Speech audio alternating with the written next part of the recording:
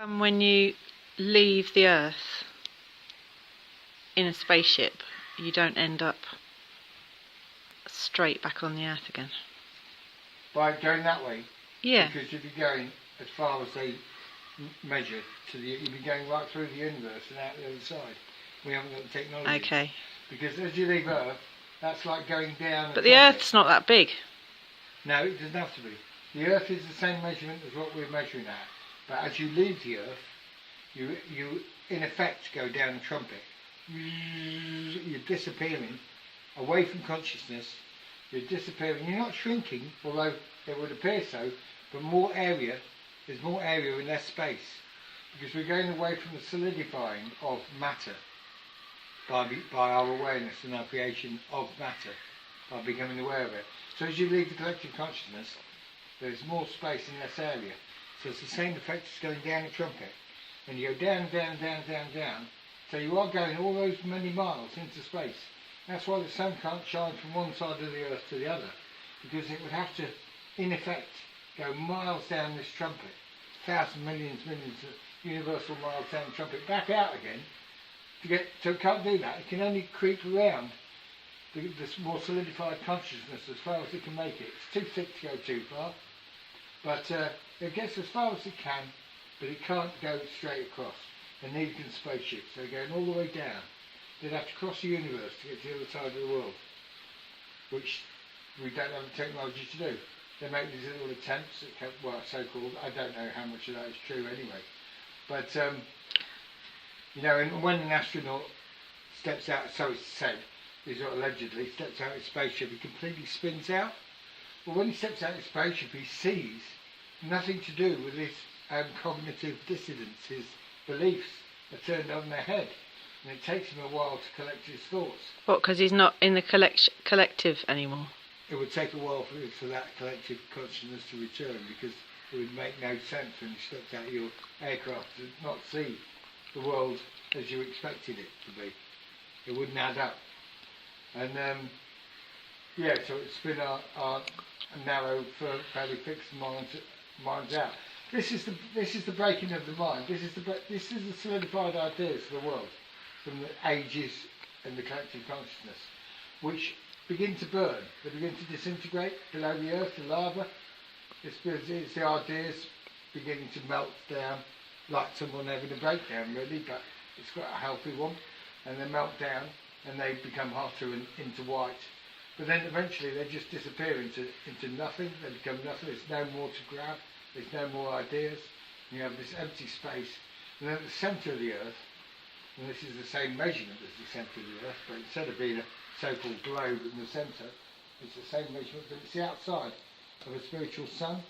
So through the complete complete vacuum of nothingness is the true light, which isn't like the sunlight, true light. And this is the outside of the sun on a different dimension. Like if you go through a black hole perhaps, or I don't know, but the centre of the earth is the outside of a spiritual sun. And so if we're creating everything as a collective consciousness, yes, how can we be surprised by anything? Well, at the moment we're fairly solidified. We haven't realised. But when you make a new discovery about the world, well then you penetrate, begin to penetrate. You get a higher vibration, and you begin to penetrate. So is that coming from someone else? That's coming from what already exists. The light dawns on you. The existing light, which is at the centre of the universe and the spark of the universe, and the centre of the earth. But that, if you allow it, or if your ideas break down, the light dawns on you. The light dawns on you, and that raises the vibration, and you penetrate more. Your mind becomes broader, and you manage to broaden your horizons and penetrate the solidity of the earth. In little flashes, for me, tiny ones here and there, timeless, but for other people it's said permanently penetrate and solidify duality of material matter. And that's what the paint's about. Anyway, it's just slightly, you know, we had a flat earth, which was difficult for some people sailing. So we had a globe, which is difficult for people trying to make sense of the universe. And now we have the inverted universe, which is going to be difficult for me, no doubt. But I think it's an improvement. It would explain why the universe is supposedly the same from one side as the other. And mysteries with quantum science as to why an effect on something atom here is immediately apparent on another atom the other side of who knows where without any time lapse. Because it's all contained. It's all self-contained and connected. And it's the trumpet. It's all coming from the trumpet. And this is a collective consciousness map. Individual consciousness map would be slightly different and haven't really worked that much out. But this has to be possible because everything we realise and recognise and register in life is translated in within. So everything can be reversed. And so everything is reversed. Everything we've translated is reversed. So I'm just reversing what we've translated to see if we can see more clearly what is. So everything we've taken in about the universe can also be taken out.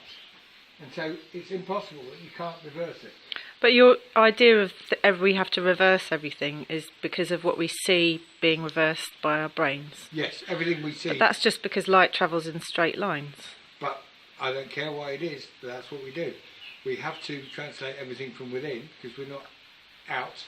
Yeah. So we are registering everything really in. Nice. So is it really out there? Yeah. So all I'm doing is turning round to what we're actually doing. Yeah. And it has to be possible that you can turn the globe inside out because we have to recognise it as the globe. So let's see what we were really doing. You see what I mean? You getting there? Maybe.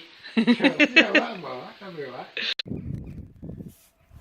Okay, now I was talking on that clip about the shape of the world, the inverse universe. To round it off before I put it on YouTube, but there's a couple of bits on this. It was just a rough edition with my friend, and I just wanted to add a couple of bits before putting it on YouTube. So if you come over here, Kit, before getting on with the next project, which is my son's project, I'll finish off this inverse universe. If you can zoom into this, Kit, into this this map, right on top of that. You don't need me anymore. Just right on top, directly on top if you can. Now this is the Earth's surface here, and this is the centre of the Earth according to my map. The centre of the Earth is the outside of a spiritual sun on another plane, and as we leave the Earth, we're not just crossing to the other side. The other side may be what is measured. I don't know that. That might be the circumference of the world worked out with some way of the way the Earth curves or something. I don't understand. Incidentally, the reason the sun appears to go down is because as you enter consciousness, as matter becomes thicker, as vibration solidifies, as you enter it, it's like putting a stick in water. It bends the light, therefore the sun appears to go down, but it's like actually going round, as in my other picture, going round the Earth. Right, so this is the surface of the Earth. As you physically leave the surface of the Earth and leave the collective consciousness, the solidifying of duality, it's like going down a trumpet. In the beginning was the word, the vibration.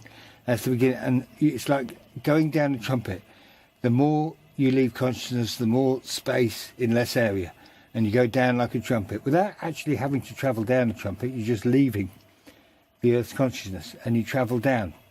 Moons, stars, infinity, all measures up perhaps to the measurements we've been given, but the effect is of going down a trumpet as you leave the Earth's surface. But you're not actually leaving the world as we're an isolated planet. You actually never leave.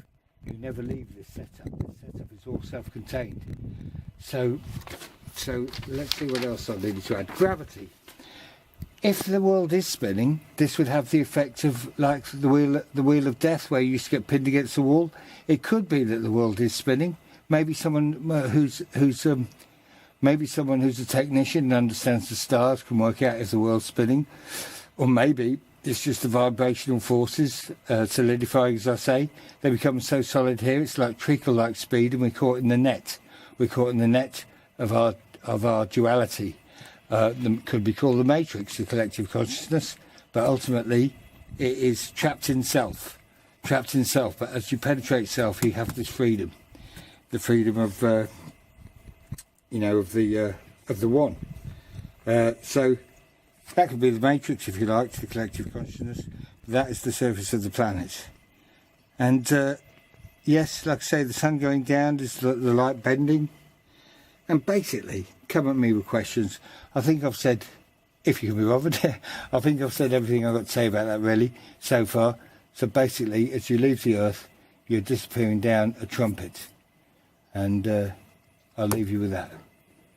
Over and out.